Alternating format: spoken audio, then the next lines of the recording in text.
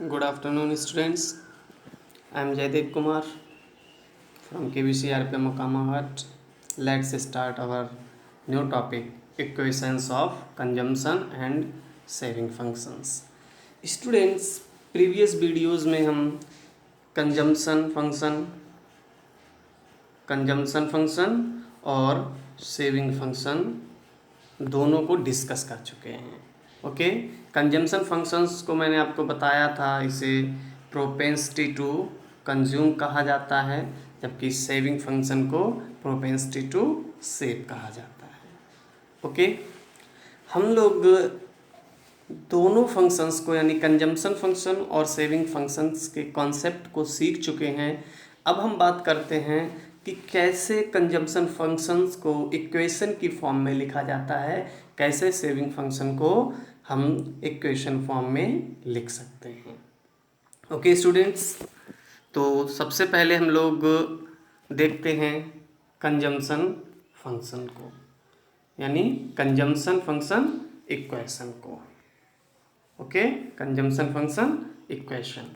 तो consumption function equation को पढ़ने के लिए स्टूडेंट्स जो मैंने आपको बताया था, टाइप्स ऑफ कंजम्पशन. ठीक है, क्योंकि आप देखेंगे तो स्टार्ट में मैंने कंजम्पशन फंक्शन आपको बताया, C is equal to function of Y. Okay, यही बताया था ना. अब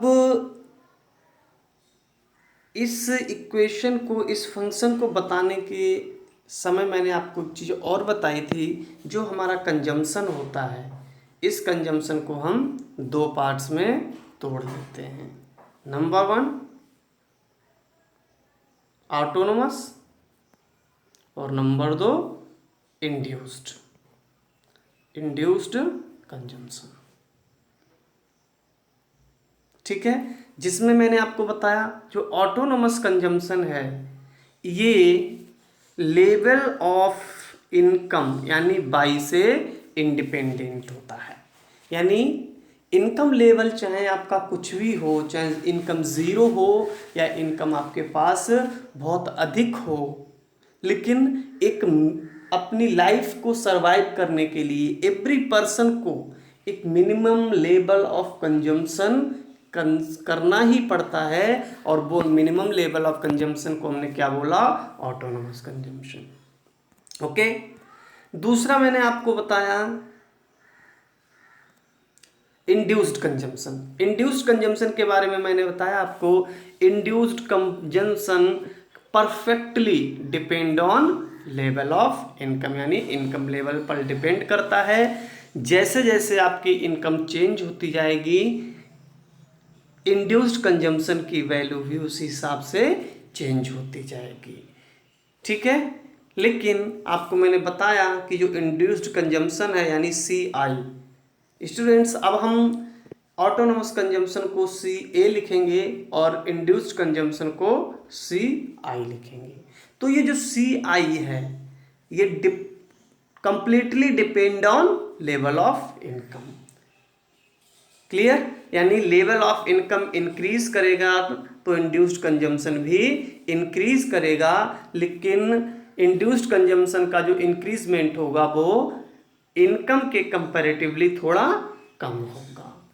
ठीक वैसे ही जब लेवल ऑफ इनकम आपका डिक्रीज कर जाएगा तो कंजम्पशन यानी इंड्यूस्ड कंजम्पशन भी आपका डिक्रीज कर जाएगा. लेकिन यहाँ भी इंड्यूस्ड कंजम्पशन में होने वाला चेंज बाई में यानी इनकम में होने वाले चेंज के थोड़ा कम होगा. ठीक है, तो इसी चीज़ को ध्यान में रखते हुए कि कंजम्पशन को दो कैटेगरी में बांटा जा सकता है, हम कंजम्पशन फंक्शन को ड्राइव कर सकते हैं. यहाँ लिखा है, देखिए, as we know consumption can be divided into two parts, autonomous and induced consumption. Autonomous consumption मैंने आपको बताया, when income is zero there is some minimum consumption known as autonomous consumption and it is denoted by C. इसको किससे denote करोगे आप? मैंने कहा ना कि अब हम ऑटोनोमस कंजम्पशन को CA, कभी कभी आपको C बार भी लिखा मिल सकता है, लेकिन हम किसका टर्म यूज करेंगे, CA कंजम्पशन यानी ऑटोनोमस कंजम्पशन। क्लियर है। Second, when income is increase consumption also increase, what the rate of increase in consumption is less than income, यानी कंजम्पशन अगर आपकी इनकम इंक्रीज करती है तो आपका कंजम्पशन भी इंक्रीज कर जाएगा, लेकिन ये इंक्रीज इनकम से लेस होगा, कम होगा। ओके, और हम जानते हैं कि increase in income and increasing in consumption का रेशियो क्या कहलाता है स्टूडेंट, एमपीसी कहलाती है। यानी the ratio between increasing consumption and income is known as MPC. और हम जानते हैं एमपीसी क्या है, MPC is equal to delta C upon delta Y. इतना डिस्कशन हम लोग प्रीवियस वीडियोस में कर चुके हैं।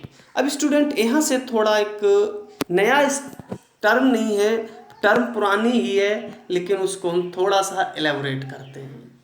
ठीक है, देखिए स्टूडेंट, यहाँ पर मैंने आपको कई बार बोला है, जब 3 वेरिएबल दिए हों, 3 में से 2 वेरिएबल की कुछ न्यूमेरिकल वैल्यू 20 या 30 इस तरह से दी हो, तो थर्ड वेरिएबल को आप इजीली कैलकुलेट कर सकते हैं। ये डिस्कस मैंने क्यों किया आपसे, क्योंकि अगर आपको वैल्यू ऑफ एमपीसी दिया हो और वैल्यू ऑफ बाई दिया हो, तो आप डेल्टा सी की वैल्यू कैलकुलेट कर सकते हैं। इसी को आप जो इक्वेशन 1 दिया हुआ है, इसी को आप थोड़ा सॉल्व कर दीजिए। यहाँ देखिए लिखा है, if we want to calculate the value of change in consumption यानी delta C after change in income from above equation then it is write as, यानी अगर अबव इस इक्वेशन 1 से अगर आपको डेल्टा सी की वैल्यू कैलकुलेट करनी हो, तो हम इस इक्वेशन 1 को इस इक्वेशन 2 की फॉर्म में लिख सकते हैं, यानी delta C is equal to M P C into Y हो जाएगा। यानी अगर हम एम पी सी से बाई को मल्टीप्लाई कर दें, एम पी सी से बाई को मल्टीप्लाई कर दें, तो हमें क्या मिल जाएगा, सी की वैल्यू मिल जाएगी।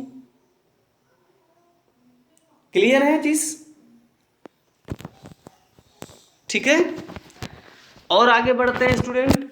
अकॉर्डिंग टू अबव इक्वेशन 2, जो इस 2 इक्वेशन की हमने बात की, delta C is equal to M P C into Y, if we want to calculate the value of induced consumption, जिसे हमने कहा कि हम सी आई लिखेंगे, देखिए यहाँ पर सी आई लिखा है, ऑन अ गिवन इनकम, यानी किसी भी लेवल ऑफ इनकम पर अगर आपको इंड्यूस्ड कंजम्पशन कैलकुलेट करना हो, तो इस इक्वेशन के बेस पर हम लिख सकते हैं C I is equal to M P C into Y. एक न्यूमेरिकल एग्जाम्पल से समझते हैं। मान लीजिए इनकम 100 है और आपसे कहा जाए कि एम पी सी 0.8 है, तो सी आई की वैल्यू क्या होगी, कंजम्पशन यानी इंड्यूस्ड कंजम्पशन की वैल्यू क्या होगी। तो आप देखिए कैसे करेंगे इसे, जो इक्वेशन 2 और इक्वेशन 3 जो दी है, इनके बिहाफ पर आप कैसे करेंगे, 100 यानी इनकम को क्या करेंगे, मल्टीप्लाई बाई एमपीसी कर देंगे। एमपीसी देखिए 0.8 दिया हुआ है, तो सी आई की वैल्यू स्टूडेंट कितनी आ जाएगी, यहाँ पर 80 आ जाएगी। सी आई की वैल्यू 80 आ जाएगी। क्लियर है? तो देखिए यहाँ आपको बाई कितना मिला, 100, सी आई यानी डेल्टा सी कितना मिला, 80, यानी आप इनकम और एमपीसी के दिए होने पर इंड्यूस्ड कंजम्पशन को कैलकुलेट कर सकते हैं।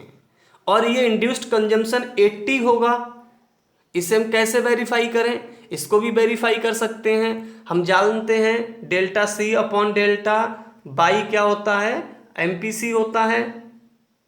डेल्टा सी अभी हमने कितना कैलकुलेट किया, सी आई कितना कैलकुलेट किया 80, इनकम कितना हमने लिया था 100, और इसे सॉल्व करेंगे तो एमपीसी की वैल्यू कितनी मिलेगी 0.8। एग्जाम्पल में यही तो माना था हमने, यानी हमने जो 80 सी आई निकाला वो बिल्कुल एग्जैक्ट वैल्यू है। ठीक है, तो अगर आपको किसी भी न्यूमेरिकल में कहीं भी एमपीसी की वैल्यू दी हो और बाई की वैल्यू दी हो, ये यानी एमपीसी की वैल्यू दी हो और बाई की वैल्यू दी हो, तो आप दोनों को मल्टीप्लाई अगर कर देंगे तो आपको सी आई की वैल्यू मिल जाएगी। यानी हम लिख सकते हैं C I is equal to MPC multiply Y. इस तरह से सी आई को कैलकुलेट किया जा सकता है। ओके, आगे बढ़ते हैं। हमने देखिए यहां पर लिखा है अगर हम एमपीसी को बी से डिनोटेड कर दें, if MPC denoted by B then, तो इसी इक्वेशन को कैसे लिखा जा सकता है, एमपीसी को हम बी से डिनोट कर दें तो C I is equal to MPC की जगह क्या हो जाएगा बी मल्टीप्लाई बाई, यानी C I is equal to B Y लिख सकते हैं। ठीक है, तो देखिए स्टूडेंट्स यहाँ यही लिखा है, यहाँ लिखा हुआ है if MPC denoted by B then it is right C I is equal to B into Y, V into Y. ये पॉइंट किसका होगा, इंटू का होगा, मल्टीप्लाई का होगा। और जब आप दो वेरिएबल्स को मल्टीप्लाई करते हैं तो इसको बी बाई भी लिखा जा सकता है, यानी हम कह सकते हैं C I is equal to B Y के बराबर होगा। क्लियर है? यस। आगे बढ़ते हैं। अब देखिए हम पहले से ही जानते हैं कि जो टोटल हमारा कंजम्पशन है, सबसे पहले देखिए बाई इज इक्वल टू क्या बताया आपको, सी प्लस एस। अब हम जानते हैं कि इस सी में दो पार्ट होंगे, एक ऑटोनोमस कंजम्पशन सी ए और दूसरा सी आई। ठीक है, यानी अगर हम कंजम्पशन को लिखें, कंजम्पशन को इक्वेशन की फॉर्म में लिखें तो सी बराबर क्या होगा, सी ए प्लस सी आई, यही तो होगा, वही लिखा हुआ है। देखिए as we know C is equal to C A plus C I. Clear है? हम जानते हैं सी आई की वैल्यू क्या है, बी वाई, यानी सी आई को बी वाई से भी रिप्लेस किया जा सकता है, दोनों वैल्यू इक्वल हैं। तो हम सी आई की जगह पर सी आई की वैल्यू को पुट कर दें तो इस इक्वेशन को कैसे लिखा जा सकता है, सी बराबर सी ए प्लस बी बाई। ठीक है, यहां देखिए नीचे यही लिखा हुआ है students, C A plus B Y, और यही क्या है स्टूडेंट, ये कंजम्पशन फंक्शन इक्वेशन कहलाती है। क्या कहलाता है, जो अभी हमने सी बराबर सी A plus B Y calculate किया स्टूडेंट्स, इसी को कंजम्पशन फंक्शन इक्वेशन कहा जाता है। क्लियर? तो कंजम्पशन फंक्शन इक्वेशन क्या हुआ student, C is equal to C A plus B Y. और बुक्स में आपको या न्यूमेरिकल्स में आपको इस तरह से भी लिखा मिलेगा, और अगर इसकी कुछ न्यूमेरिकल वैल्यू दी होगी तो न्यूमेरिकल वैल्यू हम मानते हैं ऑटोनोमस, किसी एग्जाम्पल में ऑटोनोमस कंजम्पशन 100 है और एमपीसी की वैल्यू 0.8 है, तो इसी कंजम्पशन फंक्शन को हमने ऑटोनोमस कंजम्पशन क्या माना 100, तो सी ए की जगह क्या लिख जाएगा, सी इज इक्वल टू सी ए की वैल्यू कितनी है 100, तो इसे 100 लिख देंगे, प्लस ऐसे ही लिख देंगे बी की वैल्यू, यहाँ देखिए बी हमने क्या माना स्टूडेंट, एमपीसी, तो बी की वैल्यू क्या है 0.8, तो यहाँ हमने लिख दिया 0.8। वाई की वैल्यू हमें पता नहीं है तो ऐसे ही लिख देंगे 0.8 वाई, यानी इक्वेशन अगर वेरिएबल फॉर्म में है तो आप कंजम्पशन फंक्शन इक्वेशन कैसे लिखा मिलेगा, C is equal to C A plus B Y. अगर न्यूमेरिक्स की वैल्यू में दिया हुआ है तो मिलेगा आपको C is equal to 100 plus 0.8 Y. ये 0.8 और 100 कुछ भी वैल्यू हो सकती हैं, यहाँ मैंने 100 और 0.8 माना इसलिए यहाँ 0.8 लिखा है। ये आपको ऐसे C is equal to 800 plus 0.5 Y लिखा मिल सकता है। ये आपको 10,000 प्लस 0.9 वाई कुछ भी न्यूमेरिक्स वैल्यू में लिखा होगा, लेकिन जब भी न्यूमेरिक वैल्यू में कंजम्पशन फंक्शन इक्वेशन दी होगी स्टूडेंट तो इस तरह से लिखा मिलेगा, और वेरिएबल वैल्यूज दी होंगी तो इस तरह से। दोनों को ही क्या कहा जाता है, कंजम्पशन फंक्शन इक्वेशन कहा जाता है। क्लियर है? आई होप आप कंजम्पशन फंक्शन की इक्वेशन कैसे फॉर्म की जाती है, कैसे ड्राइव की जाती है, ठीक है। और इस जो कंजम्पशन फंक्शन इस तरह से हम लोगों ने लिखा हुआ है, ये ऐसे क्यों लिखा जाता है आप समझ गए होंगे, ठीक है। अब हम सेविंग फंक्शंस की बात करते हैं, यानी सेविंग फंक्शन इक्वेशन। इसी को कभी कभी कहा जाता है derivation of saving functions with the help of consumption function. Derivation saving of saving function इसे इसलिए कहते हैं क्योंकि सेविंग फंक्शंस को हम कंजम्पशन फंक्शन से ही क्या करते हैं स्टूडेंट, ड्राइव करते हैं, डेरिवेशन करते हैं कंजम्पशन फंक्शन से ही। इसीलिए कभी कभी 3 और 4 मार्क्स में क्वेश्चन पूछ लिया जाता है आपसे, explain the derivation of saving function with the help of consumption function. कभी कभी क्वेश्चन पूछा जाता है कि derivation explain the derivation of saving function curve with the help of consumption curve, ठीक है। तो मैं आज आपको derivation of saving function equation बताता हूँ। नेक्स्ट वीडियो में मैं आपको बताऊंगा कि कैसे कंजम्पशन फंक्शन कर्व से सेविंग फंक्शन कर्व को ड्राइव किया जाता है। ओके स्टूडेंट्स, तो आज हम क्या देखेंगे, derivation of saving function equation. Okay, देखिए, saving function equation can be derived with the help of consumption function equation by following process. यानी जो आज फॉलोइंग प्रोसेस, हम नेक्स्ट प्रोसेस को फॉलो करके सेविंग फंक्शन को ड्राइव कर सकते हैं। किसकी हेल्प से, कंजम्पशन फंक्शन की हेल्प से, ठीक है। देखिए, एज वी नो, हम जानते हैं y इज इक्वल टू क्या होता है स्टूडेंट, c प्लस एस होता है, बार बार बताया गया है, ठीक है। अब देखिए, अगर हमें जो इक्वेशन वन यहाँ दिया हुआ है, इस इक्वेशन वन से अगर हम कंजम्पशन कैलकुलेट करना चाहें तो क्या लिखे, इसी इक्वेशन को हम कैसे लिख सकते हैं, c is equal to Y minus S, ऐसे लिख सकते हैं इसी इक्वेशन को। और अगर आपको इक्वेशन वन से ही सेविंग्स कैलकुलेट करनी हो तो आप लिख सकते हैं s is equal to Y minus C, लिख सकते हैं ना। दोनों का सिंप्लीफिकेशन, चाहे c is equal to Y minus S लिख लीजिए, वो भी इसी इक्वेशन का एक फॉर्म है, चाहे आप s equal to Y minus C लिख लीजिए, ये भी इसी इक्वेशन का एक फॉर्म है। तो यहाँ लिखा है, देखिए, if we find the value of savings by above equation one, तो हम कैसे लिखेंगे, अगर आपको इस इक्वेशन वन से सेविंग्स कैलकुलेट करनी हो तो लिखेंगे सी एस बराबर बाई माइनस सी, और ये इक्वेशन कितनी होगी, सेकेंड होगी।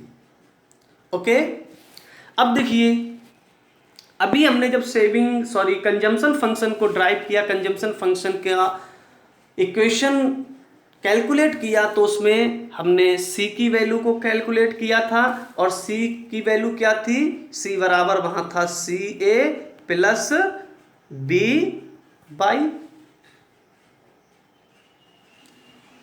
ए लिखा था ना। अभी कैलकुलेट किया, यही कंजम्पशन फंक्शन इक्वेशन है।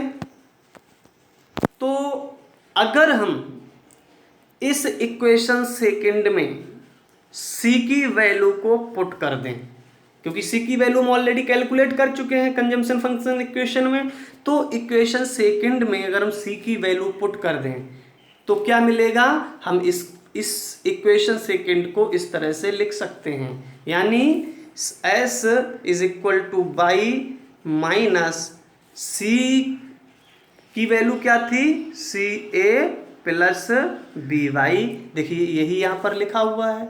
हमने क्या किया, केवल इस इक्वेशन सेकंड में सी की वैल्यू को पुट कर दिया। ठीक है, अब इसे और सॉल्व कर लेंगे। अब देखिए स्टूडेंट्स, हमने सेविंग जो इक्वेशन सेकंड मिली थी उसमें सी की वैल्यू पुट कर दी। आप इस ब्रैकेट को ओपन कर दीजिए। जब ब्रैकेट को ओपन करेंगे तो क्या लिखेंगे, S is equal to by, यहाँ माइनस है, इसे ओपन करेंगे तो ये माइनस सी ए हो जाएगा। अंदर प्लस है, अब तो माइनस प्लस की मल्टीप्लाई क्या होगी, माइनस बी वाई हो जाएगा। देखिए यही यहाँ पर लिखा हुआ है। ठीक है, S is equal to Y minus C A minus B Y. तो ये माइनस था इसलिए यहाँ माइनस आ गया, लेकिन ये प्लस था, यहाँ माइनस क्यों आया, क्योंकि जब हमने इस ब्रैकेट को ओपन किया तो ये माइनस और प्लस की मल्टीप्लाई हुई जो कि माइनस होती है। इसीलिए स्टूडेंट हमने यहाँ लिख दिया नेक्स्ट टर्म में Y minus C A minus B Y. अब आप क्या करेंगे, बाई की टर्म को एक साथ कर दीजिए, सी की टर्म को अलग कर लीजिए। तो इसे लिखा जा सकता है S is equal to minus C A, क्योंकि सी ए की वैल्यू माइनस में है, देखिए तो माइनस सी ए, बाई की वैल्यू प्लस में है तो यहाँ प्लस लग जाएगा और क्या हो जाएगा बाई, और यहाँ ऑलरेडी माइनस है तो माइनस बी वाई। यानी और इस सेकेंड लाइन को जब आप सॉल्व करेंगे तो आपको मिलेगा S is equal to minus C A plus Y minus B Y. Okay, और देखिए यही यहाँ पर लिखा हुआ है। हमने इसमें क्या किया, केवल बाई की टर्म को एक तरफ कर लिया और सी ए को एक तरफ कर लिया। ठीक है, अब देखिए स्टूडेंट, इन दोनों टर्म में बाई क्या है, कॉमन है, इसीलिए हम बाई को कॉमन निकाल लेते हैं। और जब बाई को कॉमन निकालेंगे तो क्या लिखा जाएगा, S is equal to minus C A. Y हमने कॉमन निकाल लिया, क्योंकि यहाँ प्लस है तो यहाँ प्लस ही रहने देंगे, और बाई कॉमन निकाल लेंगे तो यहाँ बाई है तो ब्रैकेट माइनस ब्रैकेट बंद हो जाएगा, और यहाँ क्या बचा, बाई कॉमन निकल गया तो क्या बचा माइनस बी, तो यहाँ माइनस बी हो जाएगा। यानी और इस लाइन को आप सॉल्व करेंगे तो आपको क्या मिलेगा, S is equal to minus C A plus Y bracket one minus B मिलेगा। इसी को देखिए हमने यहाँ पर ये लिखा हुआ है। इसको और सिंपलीफाई करना चाहते हैं, इसे और सिंपल करना चाहते हैं तो इसे आप क्या करेंगे, वन माइनस बी को एक तरफ, बाई को उसके बाद ले जा सकते हैं। यानी S is equal to minus C A plus one minus B into Y, इस तरह से भी लिखा जा सकता है। तो वही देखिए यहाँ लिखा है। और स्टूडेंट्स यही क्या है, यही सेविंग फंक्शन इक्वेशन है। क्या होगा, सेविंग फंक्शन इक्वेशन होगा।